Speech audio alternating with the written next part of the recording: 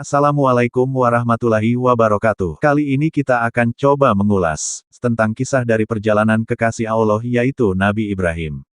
Tapi sebelum itu, untuk mengambil barokahnya, buat yang belum subscribe channel MBS Kreatif silahkan subscribe dulu. Kisah ini bersumber dari sebuah aplikasi, karya Popon Media. Kisah Nabi Ibrahim alaihi salam. Nabi Ibrahim alaihi salam mendapatkan tempat khusus di sisi Allah. Ibrahim termasuk salah satu Nabi Ulul Azmi di antara 5 Nabi di mana Allah Subhanahu wa Ta'ala mengambil dari mereka satu perjanjian yang berat.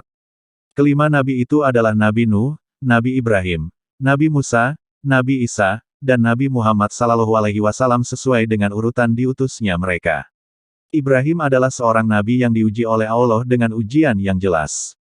Yaitu ujian di atas kemampuan manusia biasa. Meskipun menghadapi ujian dan tantangan yang berat, Nabi Ibrahim tetap menunjukkan sebagai seorang hamba yang menepati janjinya dan selalu menunjukkan sikap terpuji. Allah Subhanahu wa Ta'ala berfirman, dan Ibrahim yang selalu menyempurnakan janji. Quran Surat An-Najm 37. Allah Subhanahu wa Ta'ala menghormati Ibrahim dengan penghormatan yang khusus. Allah Subhanahu wa Ta'ala menjadikan agamanya sebagai agama tauhid yang murni dan suci dari berbagai kotoran, dan Dia menjadikan akal sebagai alat penting dalam menilai kebenaran bagi orang-orang yang mengikuti agamanya.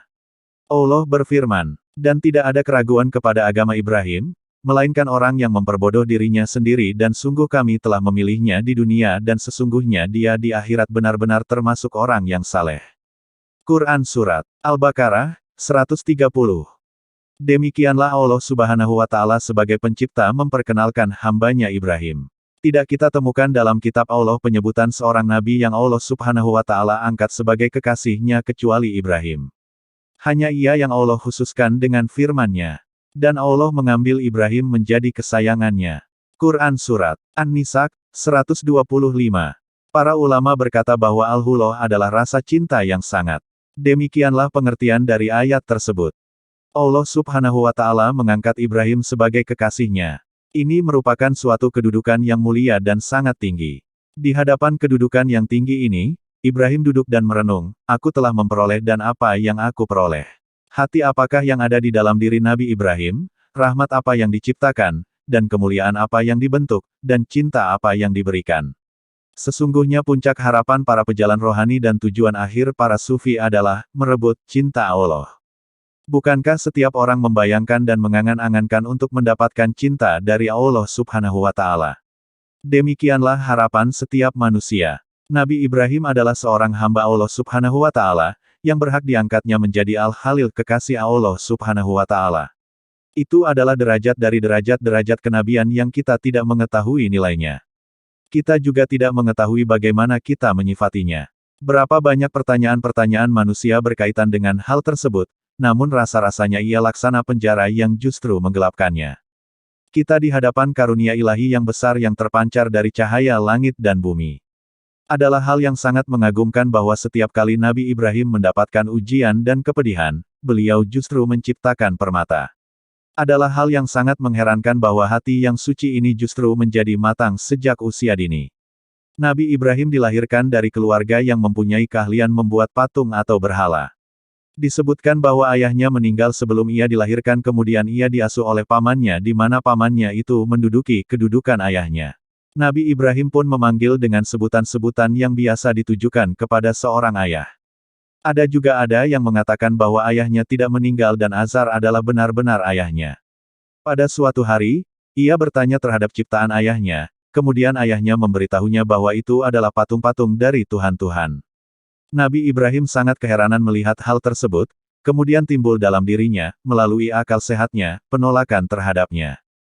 Uniknya, Nabi Ibrahim justru bermain-main dengan patung itu saat ia masih kecil, bahkan terkadang ia menunggangi punggung patung-patung itu seperti orang-orang yang biasa menunggang keledai dan binatang tunggangan lainnya.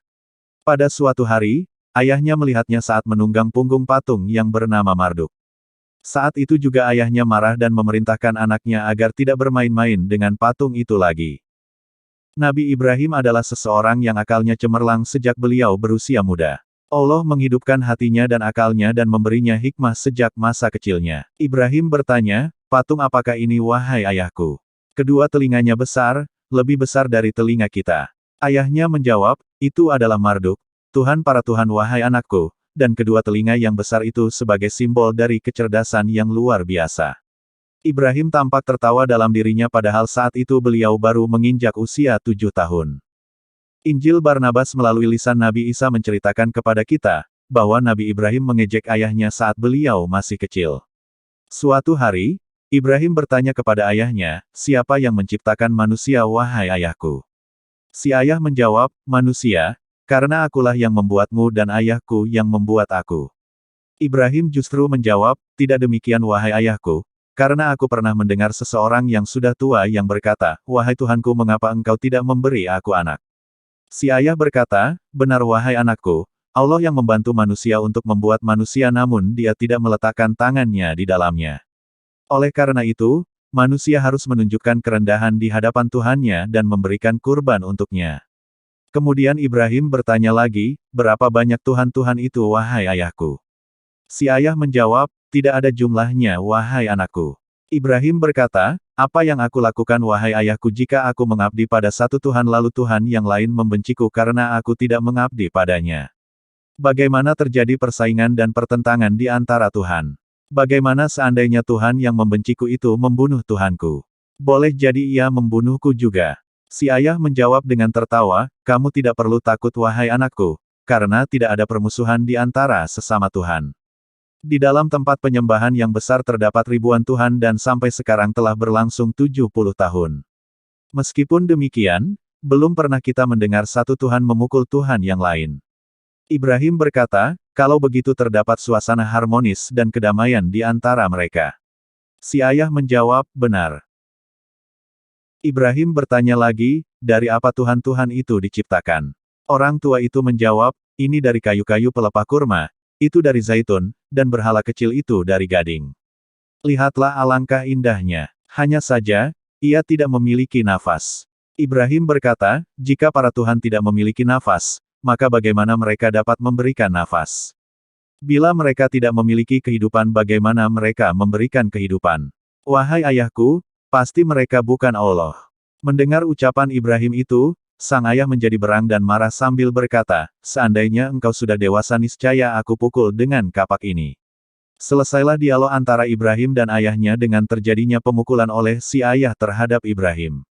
Kemudian berlalulah hari demi hari dan Ibrahim menjadi besar. Sejak usia anak-anak, hati Ibrahim menanam rasa benci terhadap patung-patung yang dibuat oleh ayahnya sendiri. Ibrahim tidak habis mengerti, bagaimana manusia yang berakal membuat patung-patung dengan tangannya sendiri kemudian setelah itu ia sujud dan menyembah terhadap apa yang dibuatnya. Ibrahim memperhatikan bahwa patung-patung tersebut tidak makan dan minum dan tidak mampu berbicara, bahkan seandainya ada seseorang yang membaliknya ia tidak mampu bangkit dan berdiri sebagaimana asalnya. Bagaimana manusia membayangkan bahwa patung-patung tersebut dapat mendatangkan bahaya dan memberikan manfaat? Pemikiran ini banyak merisaukan Ibrahim dalam tempo yang lama. Apakah mungkin semua kaumnya bersalah sementara hanya ia yang benar? Bukankah yang demikian ini sangat mengherankan? Kaum Nabi Ibrahim mempunyai tempat penyembahan yang besar yang dipenuhi berbagai macam berhala. Di tengah-tengah tempat penyembahan itu terdapat mihrab yang diletakkan di dalamnya patung-patung yang paling besar. Ibrahim mengunjungi tempat itu bersama ayahnya saat ia masih kecil. Ibrahim memandang berhala-berhala yang terbuat dari batu-batuan dan kayu itu dengan pandangan yang menghinakan. Hal ini sangat mengherankan masyarakat pada saat itu karena saat memasuki tempat penyembahan itu, mereka menampakkan ketundukan dan kehormatan di hadapan patung-patung. Bahkan mereka menangis dan memohon berbagai macam hal. Seakan-akan patung-patung itu mendengar apa yang mereka keluhkan dan bicarakan. Mula-mula pemandangan tersebut membuat Ibrahim tertawa kemudian lama-lama Ibrahim marah. Hal yang mengherankan baginya bahwa manusia-manusia itu semuanya tertipu, dan yang semakin memperumit masalah adalah, ayah Ibrahim ingin agar Ibrahim menjadi dukun saat ia besar. Ayah Ibrahim tidak menginginkan apa-apa kecuali agar Ibrahim memberikan penghormatan kepada patung-patung itu, namun ia selalu mendapati Ibrahim menentang dan meremehkan patung-patung itu. Pada suatu hari Ibrahim bersama ayahnya masuk di tempat penyembahan itu. Saat itu terjadi suatu pesta dan perayaan di hadapan patung-patung, dan di tengah-tengah perayaan tersebut terdapat seorang tokoh dukun yang memberikan pengarahan tentang kehebatan Tuhan berhala yang paling besar. Dengan suara yang penuh penghayatan, dukun itu memohon kepada patung agar menyayangi kaumnya dan memberi mereka rezeki. Tiba-tiba keheningan saat itu dipecah oleh suara Ibrahim yang ditujukan kepada tokoh dukun itu, "Hai tukang dukun, ia tidak akan pernah mendengarmu. Apakah engkau meyakini bahwa ia mendengar?" Saat itu manusia mulai kaget. Mereka mencari dari mana asal suara itu. Ternyata mereka mendapati bahwa suara itu suara Ibrahim. Sekali lagi, untuk saudara-saudaraku, yang belum subscribe channel MBS Kreatif silahkan subscribe dulu. Lalu tokoh dukun itu mulai menampakkan kerisauan dan kemarahannya. Tiba-tiba si ayah berusaha menenangkan keadaan dan mengatakan bahwa anaknya sakit dan tidak mengetahui apa yang dikatakan. Lalu keduanya keluar dari tempat penyembahan itu. Si ayah menemani Ibrahim menuju tempat tidurnya dan berusaha menidurkannya dan meninggalkannya setelah itu. Namun, Ibrahim tidak begitu saja mau tidur ketika beliau melihat kesesatan yang menimpa manusia. Beliau pun segera bangkit dari tempat tidurnya. Beliau bukan seorang yang sakit. Beliau merasa dihadapkan pada peristiwa yang besar. Beliau menganggap mustahil bahwa patung-patung yang terbuat dari kayu-kayu dan batu-batuan itu menjadi Tuhan bagi kaumnya. Ibrahim keluar dari rumahnya menuju ke gunung. Beliau berjalan sendirian di tengah kegelapan. Beliau memilih salah satu gua di gunung, lalu beliau menyandarkan punggungnya dalam keadaan duduk termenung. Beliau memperhatikan langit. Beliau mulai bosan memandang bumi yang dipenuhi dengan suasana jahiliyah yang bersandarkan kepada berhala. Tidak lama setelah Nabi Ibrahim memperhatikan langit kemudian beliau melihat-lihat berbagai bintang yang disembah di bumi.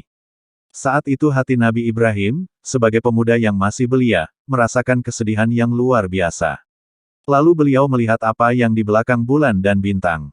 Hal itu sangat mengagumkannya. Mengapa manusia justru menyembah ciptaan Tuhan? Bukankah semua itu muncul dan tenggelam dengan izinnya? Nabi Ibrahim mengalami dialog internal dalam dirinya. Allah Subhanahu wa Ta'ala menceritakan keadaan ini dalam surah Al-An'am. Dan ingatlah, di waktu Ibrahim berkata kepada bapaknya Azar, "Pantaskah kamu menjadikan berhala-berhala sebagai Tuhan-Tuhan? Sesungguhnya aku melihat kamu dan kaummu dalam kesesatan yang nyata. Dan demikianlah kami perlihatkan kepada Ibrahim tanda-tanda keagungan kami yang terdapat di langit dan di bumi. Dan kami memperlihatkannya agar Ibrahim itu termasuk orang-orang yang yakin." Ketika malam menjadi gelap, dia melihat sebuah bintang lalu, dia berkata, "Inilah Tuhanku." Tetapi tatkala bintang itu tenggelam, dia berkata, "Saya tidak suka kepada yang tenggelam." Quran Surat Al-An'am, 74-76. Kita ketahui bahwa di zaman Nabi Ibrahim manusia menjadi 3 bagian. Sebagian mereka menyembah berhala, sebagian lagi menyembah bintang, dan sebagian yang lain menyembah para raja. Namun di saat pagi, Nabi Ibrahim mengingatkan kaumnya dan membuat mereka terkejut di mana bintang-bintang yang diyakininya kemarin kini telah tenggelam. Ibrahim mengatakan bahwa ia tidak menyukai yang tenggelam. Allah Subhanahu wa Ta'ala berfirman. Ketika malam telah menjadi gelap, dia melihat sebuah bintang, lalu, dia berkata, "Inilah Tuhanku." Quran Surat Al-An'am, 76. Pertama-tama, Ibrahim menyanjung bulan tetapi ternyata bulan seperti bintang yang lain, ia pun muncul dan tenggelam, Allah Subhanahu wa Ta'ala berfirman. Kemudian tatkala dia melihat sebuah bulan terbit dia berkata, "Inilah Tuhanku." Tetapi setelah bulan itu terbenam dia berkata, "Sesungguhnya jika Tuhanku tidak memberi petunjuk kepadaku, pastilah aku termasuk orang-orang yang sesat." Quran Surat Al-An'am, 77. Sungguh, kata Ibrahim, betapa aku membayangkan apa yang terjadi padaku jika Tuhan tidak membimbingku. Nabi Ibrahim mengisyaratkan kepada mereka bahwa beliau memiliki Tuhan, bukan seperti Tuhan-Tuhan yang mereka sembah. Namun lagi-lagi mereka belum mampu menangkap isyarat Nabi Ibrahim. Beliau pun kembali menggunakan argumentasi untuk menundukkan kelompok pertama dari kaumnya, yaitu penyembah bintang. Allah Subhanahu wa Ta'ala berfirman, kemudian tatkala dia melihat matahari terbit, dia berkata, "Inilah Tuhanku." Inilah yang lebih besar. Maka tatkala matahari itu terbenam, dia berkata, "Hai kaumku, sesungguhnya aku berlepas diri dari apa yang kamu persekutukan. Sesungguhnya aku menghadapkan diriku kepada Tuhan yang menciptakan langit dan bumi dengan cenderung kepada agama yang benar, dan aku bukanlah termasuk orang-orang yang mempersekutukan Tuhan." Quran Surat Al-An'am, 78-79. Setelah Ibrahim memberitahukan bahwa matahari adalah Tuhannya, beliau menunggu saat yang tepat sehingga matahari itu tenggelam dan ternyata benar dia bagaikan sembahan-sembahan yang lain yang suatu saat akan tenggelam. Setelah itu Ibrahim memproklamirkan bahwa beliau terbebas dari penyembahan bintang. Ibrahim mulai memandang dan memberikan pengarahan kepada kaumnya bahwa di sana ada pencipta langit dan bumi. Argumentasi Ibrahim mampu memunculkan kebenaran, tetapi sebagaimana biasa kebatilan tidak tunduk begitu saja. Mereka mulai menampakkan taringnya dan mulai menggugat keberadaan dan kenekatan Ibrahim alaihissalam. Mereka mulai menentang Nabi Ibrahim dan mulai mendebatnya dan bahkan mengancamnya. Allah subhanahu wa ta'ala berfirman, dan dia dibantah oleh kaumnya. Dia berkata, apakah kamu hendak membantahku tentang Allah, padahal sesungguhnya Allah telah memberi petunjuk kepadaku. Dan aku tidak takut kepada malapetaka dari sembahan-sembahan yang kamu persekutukan dengan Allah, kecuali jika Tuhanku mengendaki sesuatu dari malapetaka itu. Pengetahuan Tuhanku meliputi segala sesuatu. Maka apakah kamu tidak dapat mengambil pelajaran daripadanya? Bagaimana aku takut kepada sembahan-sembahan yang kamu persekutukan dengan Allah, padahal kamu tidak takut mempersekutukan Allah dengan sembahan-sembahan yang Allah sendiri tidak menurunkan hujah kepadamu untuk mempersekutukannya. Maka manakah di antara dua golongan itu yang lebih berhak mendapat keamanan dari malapetaka, jika kamu mengetahui? Quran Surat Al-An'am, 80-81. Dari cerita tersebut, Al-Quran mengemukakan Nabi bahwa Ibrahim menggunakan logika seorang yang berpikir sehat. Menghadapi berbagai tantangan dan ancaman dari kaumnya, Nabi Ibrahim justru mendapatkan kedamaian dan tidak takut kepada mereka.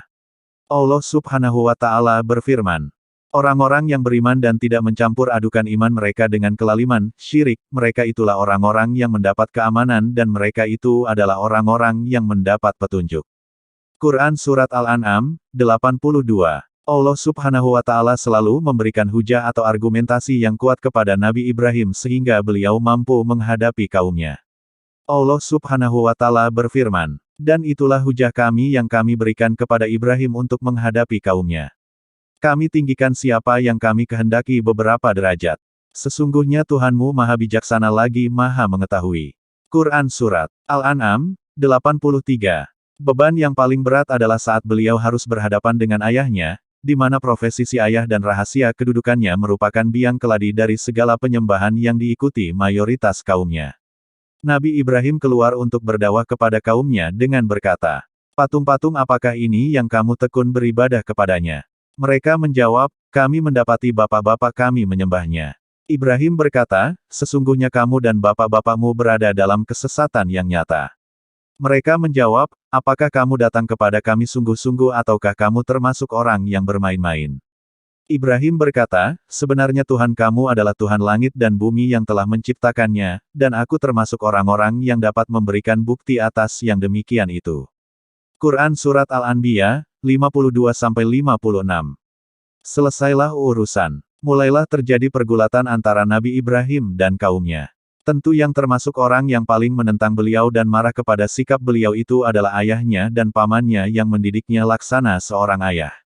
Akhirnya, si ayah dan si anak terlibat dalam pergulatan yang sengit di mana kedua-duanya dipisahkan oleh prinsip-prinsip yang berbeda.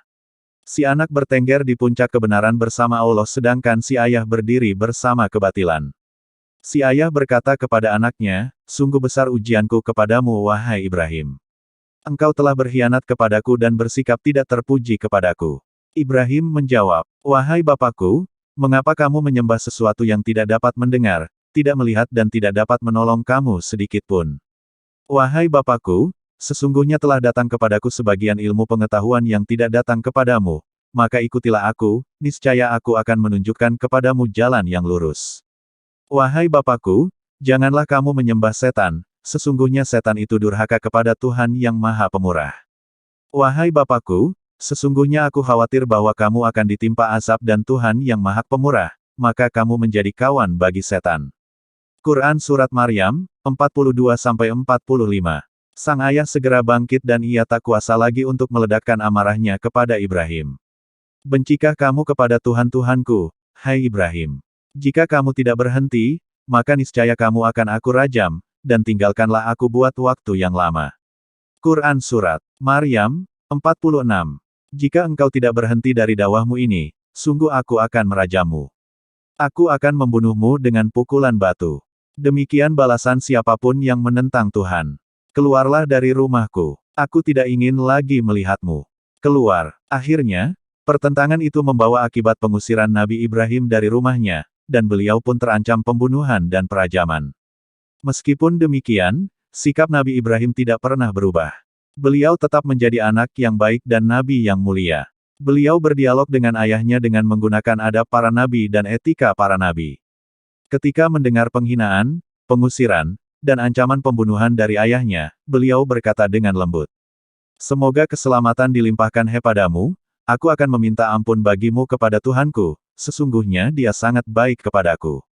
Dan aku akan menjauhkan diri darimu dan dari apa yang kamu selain Allah, dan aku akan berdoa kepada Tuhanku, mudah-mudahan aku tidak akan kecewa dengan berdoa kepada Tuhanku." Quran Surat Maryam, 47-48. Nabi Ibrahim pun keluar dari rumah ayahnya. Beliau meninggalkan kaumnya dan sesembahan-sembahan selain Allah. Beliau menetapkan suatu urusan dalam dirinya. Beliau mengetahui bahwa di sana ada pesta besar yang diadakan di tepi sungai di mana manusia-manusia berbondong-bondong menuju ke sana. Beliau menunggu sampai perayaan itu datang di mana saat itu kota menjadi sunyi karena ditinggalkan oleh manusia yang hidup di dalamnya dan mereka menuju ke tempat itu. Jalan-jalan yang menuju tempat penyembahan menjadi sepi dan tempat penyembahan itu pun ditinggalkan oleh penjaganya. Semua orang mengikuti pesta itu. Dengan penuh hati-hati, Ibrahim memasuki tempat penyembahan dengan membawa kapak yang tajam. Ibrahim melihat patung-patung Tuhan yang terukir dari batu-batu dan kayu-kayu. Ibrahim pun melihat makanan yang diletakkan oleh manusia di depannya sebagai hadiah dan nazar. Ibrahim mendekat pada patung-patung itu. Kepada salah satu patung, dengan nada bercanda, ia berkata, "Makanan yang ada di depanmu, hai patung telah dingin. Mengapa engkau tidak memakannya?" Namun patung itu tetap membisu. Ibrahim pun bertanya kepada patung-patung lain di sekitarnya. Kemudian ia pergi dengan diam-diam kepada berhala-berhala mereka, lalu ia berkata, "Mengapa kalian tidak makan?" Quran Surat As-Saffat, 91. Ibrahim mengejek patung-patung itu. Ibrahim mengetahui bahwa patung itu memang tidak dapat memakannya. Ibrahim bertanya kepada patung-patung itu, "Mengapa kamu tidak menjawab?" Quran Surat As-Saffat, 92. Ibrahim pun langsung mengangkat kapak yang ada di tangannya dan mulai menghancurkan tuhan-tuhan yang palsu yang disembah oleh manusia. Ibrahim menghancurkan seluruh patung-patung itu dan hanya menyisakan satu patung, lalu beliau menggantungkan kapak itu di lehernya. Setelah melaksanakan tugas itu, beliau pergi menuju ke gunung. Beliau telah bersumpah untuk membawa suatu bukti yang jelas, bahkan bukti praktis tentang kebodohan kaumnya dalam menyembah selain Allah Subhanahu wa Ta'ala. Semoga Allah Subhanahu wa Ta'ala memberikan kita kesehatan agar dapat melanjutkan kisah-kisah tersebut, dan mengambil hikmah dan pelajaran dari para nabi dan rasul. Assalamualaikum warahmatullahi wabarakatuh.